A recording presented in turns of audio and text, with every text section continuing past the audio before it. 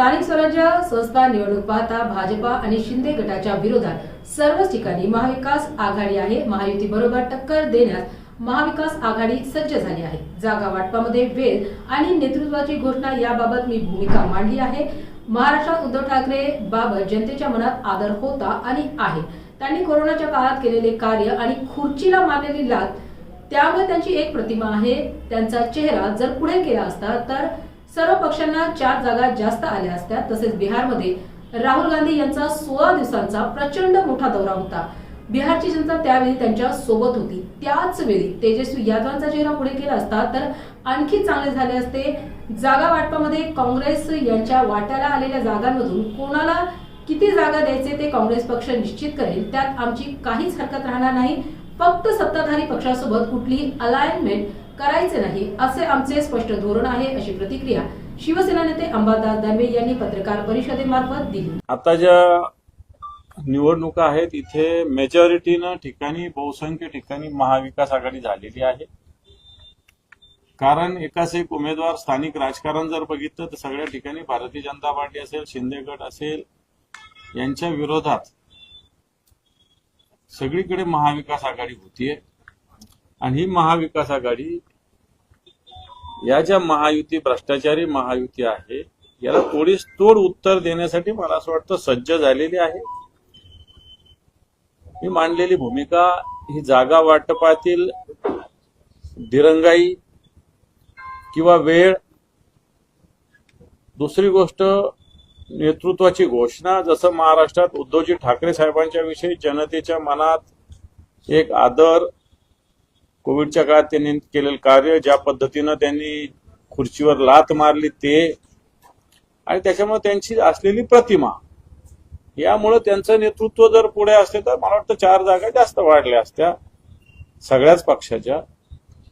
आणि तसंच आता काल आम्ही म्हटलं की तेजस्वी यादव ज्यावेळेस राहुल गांधींचा किती मोठा प्रचंड दौरा झाला, 16 दिवसाचा दौरा होता, प्रचंड मोठ्या प्रमाणावर मॉब सगळीकडे होता। त्याच काळात जर या गोष्टी घडल्या असत्या तर आणखी चांगलं झालं असतं। आताही जर बघितलं तर मी जी माहिती घेतली, तेजस्वी यादवचा जो पक्ष आहे याला सगळ्यात जास्त मतदान पडलेलं आहे। भारतीय जनता पार्टीपेक्षा 2-2.5%, 3% मतदान जास्त पडलेलं आहे।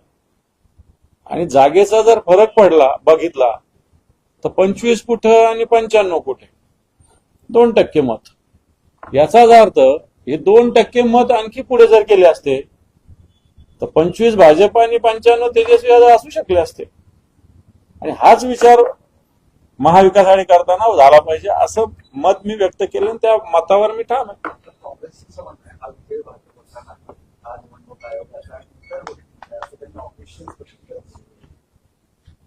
बघ, कधी ना कधी तर लढाई लढावच लागेल ना या सगळ्या विषयी। चला, निवडणूक आयोगाचा जरी असेल तरी याच्याविषयी लढा द्यावाच लागणार आहे। याच्याविषयी लढा देण्याची आवश्यकता आहे। त्याच्यामुळं आपण असं म्हणून कार्यकर्त्याचं मनोबल कमी करतो असं मला तरी वाटतं। निश्चित मतमोजणी असेल, मतदान असेल, या प्रक्रियेत गोंधळ आहे, प्रशासनाचा दबाव आहे, परंतु शेवटी कार्यकर्ता असेल, जनता असेल, याला आत्मविश्वास देण्याची जबाबदारी ही नेतृत्वाची असते। आणि मला असं वाटतं तो दिला पाहिजे असं माझं तरी व्यक्तिगत मत आहे। सत्ताधारी सध्याची राज्यातली स्थिती आणि विरोधी पक्षाची सगळ्यांची स्थिती पाहता सगळे एकत्र यावं असं मनोमन सगळ्यांना वाटतंय, पण एकमेकांचा अशा पद्धतीने तुम्ही मुद्दा स्वतंत्र परिणाम काही होणार नाही असं वाटतं का तुम्हाला? असं नाही। आता ह्या नगरपालिका, महापालिका, जिल्हा परिषद या स्थानिक निवडणुका आहेत। याच्यात कार्यकर्ते सगळ्याच पक्षाचे, यांच्या तीव्र इच्छा असतात। आणि सगळ्यात महत्वाचं, मागच्या काळात निवडणुकींना तब्बल 3-4 वर्ष, याचाच अर्थ 2 निवडणुकाचं पेंडिंग याच्यात। त्याच्यामुळे एक आधीची पिढी आणि आता एक नवीन पिढी या सगळ्या निवडणुकांना इच्छुक आहे। तेव्हा राजकीय पक्षांना त्यांच्या इच्छेला मुरड घालणं हे अवघड जातं। आणि म्हणून स्थानिक निवडणुका वेगळ्या असतात, विधानसभेच्या वेगळ्या असतात आणि लोकसभेच्या वेगळ्या असतात। तर स्थानिक निवडणुकांमध्ये सगळ्याच पक्षांनी ज्याच्या त्याचा स्तरावर, स्थानिक स्तरावर निर्णय घ्यावा असं ठरवलेलं आहे। आणि त्या पद्धतीनं जर आम्हाला वाटलं त्या ठिकाणी महाविकास आघाडी व्हावी, एखाद्या ठिकाणी नुसतं काँग्रेस सोबत आहे, राष्ट्रवादी सोबत नाही, एखाद्या ठिकाणी फक्त राष्ट्रवादी सोबत आहे, शरद पवारांची तर काँग्रेस सोबत नाही. अशा सुद्धा गोष्टी काही ठिकाणी आहेत ना. त्यामुळे स्थानिक स्तरावर अशा गोष्टी होत असतात. मुंबई महापालिकेचं उदाहरण करतो. तसंच महाराष्ट्रात वेगळ्या महापालिका आहेत, जिल्हा परिषद आहेत. इथं काही परिणाम जाणवला नाही का? किंवा काँग्रेस, शिवसेना, तुमची शिवसेना, राष्ट्रवादी, शरद पवार ही एकत्र येऊन लढल्यानंतर होईल ना फरक. शेवटी एकत्र लढल्याचा परिणाम होतच असतो. परंतु मुद्दा हा होता की निवडणुकीच्या 2 दिवस आधी जागा वाटप करायला काही अर्थ नसतो. निवडणुका जाहीर व्हायच्या आज सगळ्या पक्षाचा अभ्यास झाला पाहिजे आणि कोणी कोणत्या जागा लढवायच्या ते ठरवलं पाहिजे. हा मुद्दा मी वारंवार मांडतो. मी काय महाविकास आघाडी होणे असं मी म्हटलेलं नाही.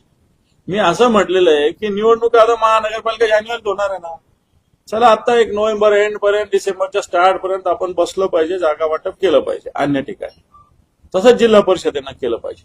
नाही तर आपण फॉर्म भरण्याच्या शेवटच्या दिवसापर्यंत जागा वाटप करतो. कार्यकर्त्यांना वेळ मिळत नाही. सगळ्या गोष्टी साधना असतात. बाकी जनतेचा संपर्क असतो. कार्यकर्ते जागा वाटपाच्याच गोंधळामध्ये अडकलेले असतात.